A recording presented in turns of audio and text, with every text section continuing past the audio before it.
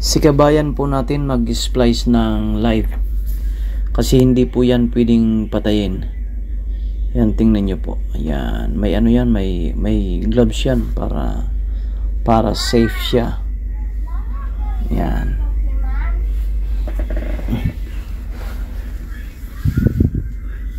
Siniguro muna niya yung kanyang hagdan para safe siya.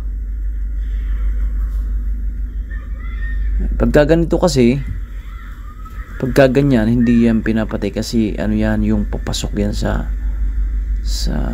kontador. Mga ano yan, mga taga cooperative. Ayan.